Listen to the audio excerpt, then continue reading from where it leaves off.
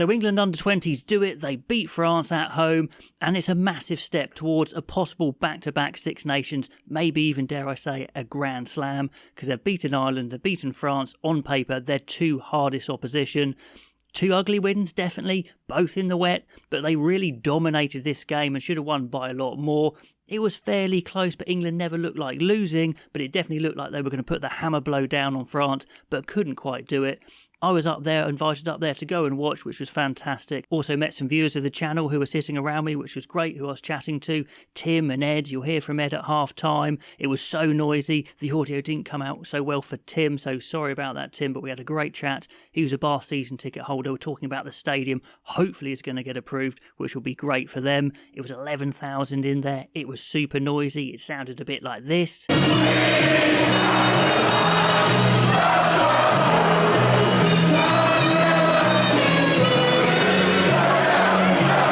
And this.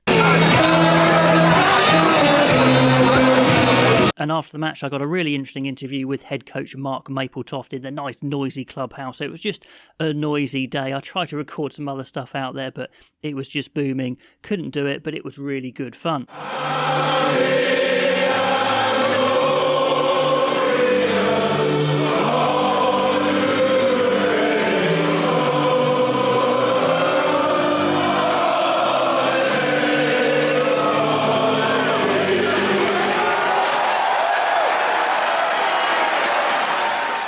So this video, once again, supported by Sports News Blitz. Check them out for great Six Nations coverage. And you could see that England wanted to play. That's how they're coached. They wanted to try and run some moves, some wraparounds, but it was really, really wet. Both sides really struggled, that's for sure. But as Mark Mapletoft said in the interview, they could fall back on such strong parts of their game. Their scrum was an absolute beast, just destroying the French. And this is the French, so, you know, this is a real impressive feat. You had Billy Seller at tight head. They left him on for a long time because he's just so good, just folded up the French again and again. Kane James had the first power carry and he was eye-catching, although the French lined him up a couple of times as well. They put some big tackles in, as you'd expect. But as England try and move the ball in the wet, the French nearly get a couple of intercepts, so it wasn't really a day for that. So they pinged the corners, and Lucas Friday, starting at scrum half instead of the injured McParland, was phenomenal. We talked about him in the interview with Pollock, with Kane. They said he's really good. I said it in the first match report when he came on. This guy is class. He's a classic scrum half. He's small, he's nippy, he's got a great pass, a great kick. He's very brave. And he showed that in a wet game he can control it, so he's definitely one to watch for the future. Mark Mapletoft also pointed out that England were coping with losing a lot of players pre-tournament. Ben Redshaw, I'm sure, would have been playing at fullback. Kinder was there, and, you know, a tricky game in the wet for him, took a big blow from the French 14, but he carried on. And then on 11 minutes, England makes something stick. It's the star man, Henry Pollock, with the decisive skills in the wet, a lovely wraparound play. They get to the edge, they pound away, and his partner in crime, Kane James, powers over from short range. There's a reason why I asked to interview those two midweek, and Cohen, the fly half, nails the kick, of course, the conversion, as he did last week against Ireland. So perfect start, 7-0. I think we get a glimpse of Fabien Gaultier in the crowd there. The first scrum penalty goes to England, as it should, and it helps them clear their line. So again, getting out of trouble with their big power. Friday with his massive box kick right on the money. They pile the French fullback back and they get very close. Timmins, the man of the match, was all power at blindside, but he was chopped nicely and jackled to dispel a threat on 14 minutes. England get in their first little spot of trouble as Allison gets run through the centre. Tuipulotu is trapped on the wrong side. He had a little bit of a tough day. It was really tricky line-out conditions, but kept on plugging away. But anyway, he's pinged there, 7-3. And then a couple of big errors for France. Really, really bad for them as the 14 goes for a basketball catch in the wet and drops it. And then from phase play, 3 of their players are offside, really needlessly, to be honest. So that's a penalty, 5-metre line-out maul for England. They put some backs in as well, too much power. France collapse, penalty try, so 7 points straight away, 14-3. And at this point, England are all over France. You're thinking the killer blow is coming. The third try, then maybe the fourth. On 23 minutes, it absolutely should have been, as England work it wide really nicely. But Jack Bracken has got so much ability, just too excited, overruns an easy 2-on-1. He'll be annoyed with that one. Luckily, it didn't cost England. Then France get their one and only try, and it's a mistake from Timmins, who breaks off the scrum early, I believe. The blue 14 cuts a sharp angle in from the scrum. They grind and pound, and the big flanker Brits goes over. Good try, they're back in it, 17-10, but still England are piling on the pressure, looking for that killer blow, which they can't do. 5 minutes before half-time, England launched their best attacking play to try and kill this game. It's a back peel. Big centre Allison goes crashing through the middle half break, and then fellow centre is worked in wide Angus Hall, but he spills the ball a few metres from the line, so England absolutely could have been 1 or 2 tries ahead.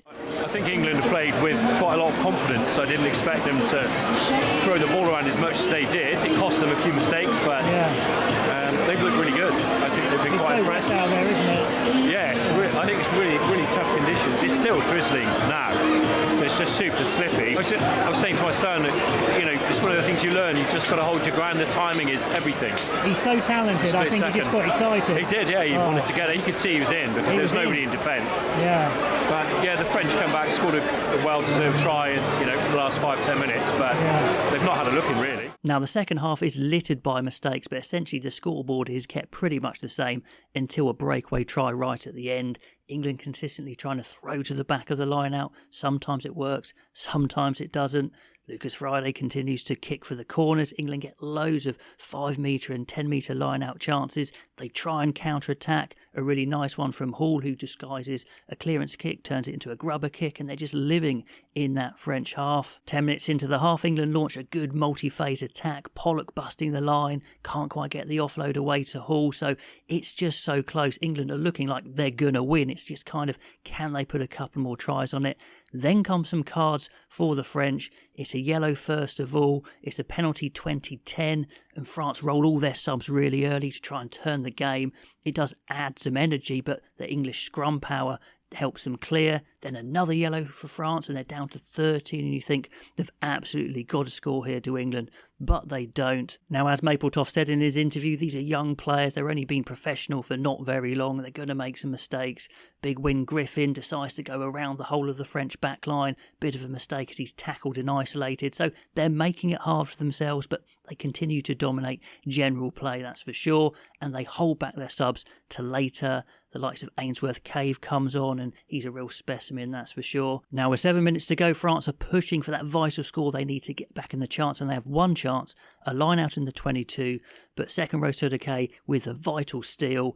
Big scrum, but they overrun the clearance. Timmins overruns. It's a comedy of errors, dropping the ball in the wet, so it's a complete mess. But as France go for that bonus point score, the losing bonus point try, they drop the ball, England hack clear, and it is the substitutes Lilly and Hansen combining for a try, a swan dive and relief and celebration. So 27-10, the final score. They've got Scotland next up in Newcastle, and to be honest, they should win the Six Nations and the Grand Slam. I'm allowed to say it.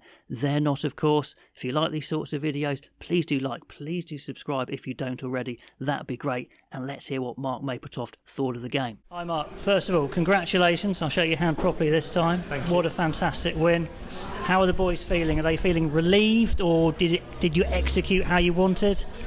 I think they realise how hard they made it for themselves, but ultimately they clearly are able to rest on some aspects of the game of rugby. I mean, we all want to throw the ball around and look pretty and score tries, which is is very much part of our game model and how we want to play.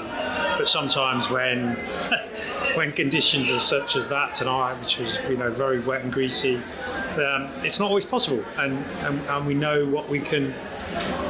We know what our performances can be like when they're good in certain areas, and I thought we were just magnificent tonight in attack. I mean, that's a team last week scored 60 points against another under-20 team, and bar letting them close to our line just at the end of the first half to score, I don't think they ever really looked like conceding. Yeah, absolutely. The first try was fantastic. There was a bit of handling in that. That was nice.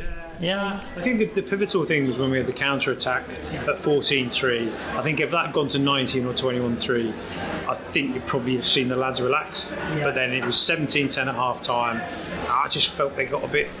So can I ask you, from a coach's point of view, from a former back's point of view, were you just willing Jack Bracken, just hold your run, or it's just enthusiasm? And look, we're big on process. So I think you have to be with players of this age because they're not senior full-time pros yet. Some of these lads have been doing it for 6 months full-time, some 18 months, but most, kind of somewhere in between.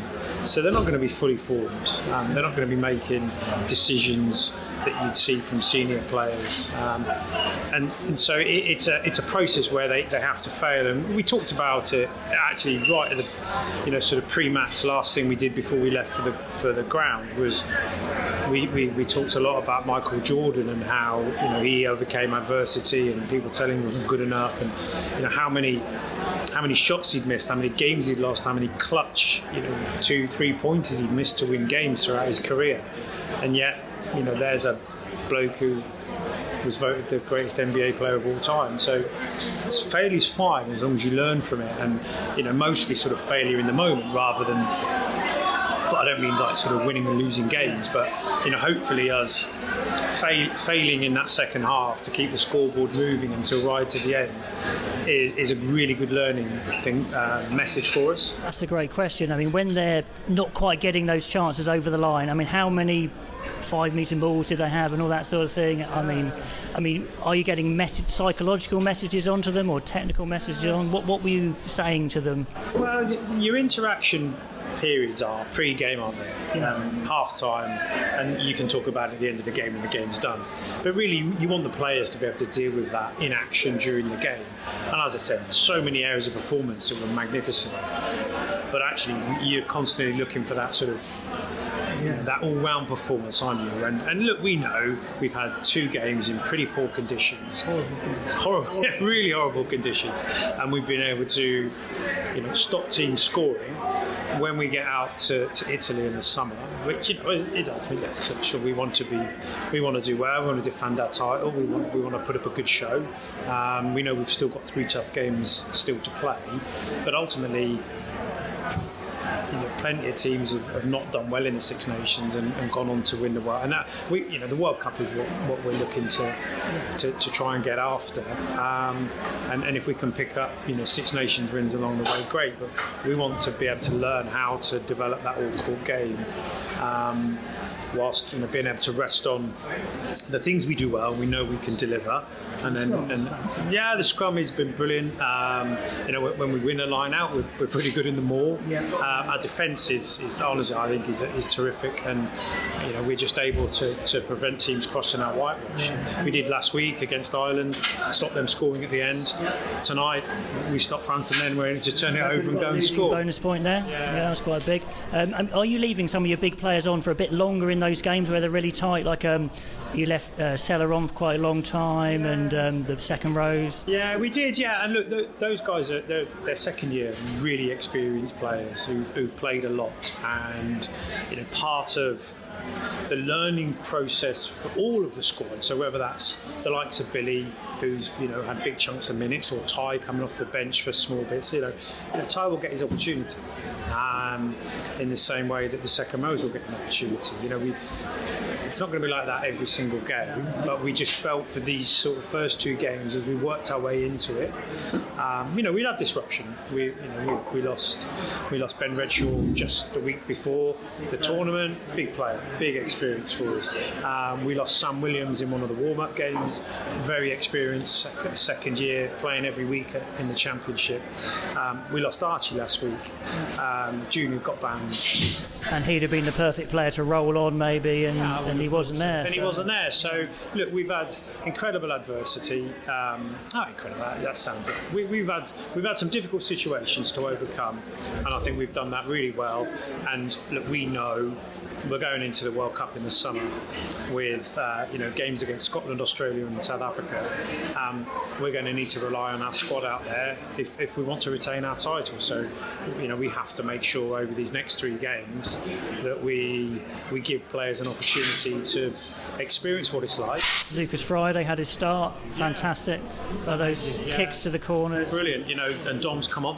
Dom's hardly played. Dom was magnificent for us last year in the under-19s. Well, maybe and I'm sure we'd have needed to have looked at different options because people get injured. But Dom himself has been out pretty much since the summer and has hardly played. So most of his sort of reintegration, return to play, has actually come through us over the last 2 or 3 weeks. So look, we're really pleased with where we are. We know we've got lots of things we can do better, but we also know we're bloody good at a lot of things. So finishing on that, you've got 2 weeks now. What are the big gains you can see in training? Where do you want to make some improvements? Well, look, we're moving away from our home. We've made sort of Bisham our home over the last 2 or 3 years, and Bath as well, and we're going up to Newcastle. It's going to be cold up north, isn't it? Well, it was today. Yeah. Look, really excited about that. I know the Newcastle crowd will come out and support us. We probably expect close to a full house, I would imagine, up there. Jocks coming over the border. It's going to be it's a big game. England-Scotland has always been a big game, and irrespective of contrasting fortunes, probably over the last 2 or 3 years at under-20 level, they've showed great resolve to get back into the World Cup. Yeah, look, really excited for the rest of the tournament, to get, wins against, 2 of the teams that have probably sort of dominated the tournament over the last 3 to 4 years is a good start for us. But look, we will not be taking, I can assure you, taking any of our remaining opponents lightly. I mean, they would all, I'm sure, love to get a scalp against the reigning Six Nations and World Cup champions. Well, on paper they were the 2 hardest, I guess, and not to play to your full potential and still win. Fantastic. I'm just waiting for them to unload against somebody. I'm sure you are as well. Yeah, look, it's. I think every coach would always say the same thing. You're always looking for a complete performance. The reality is, you probably don't get it. It doesn't mean you don't, aspire to do that. So look, we're excited. We again, we're a few people cramping tonight, a couple of bangs. Look, we've got to try and get everybody fit and healthy over the next 10 days and dive into Scotland a week on Monday. Brilliant. Thank you very much. Very good luck, Mark. Thank you very much. Cheers.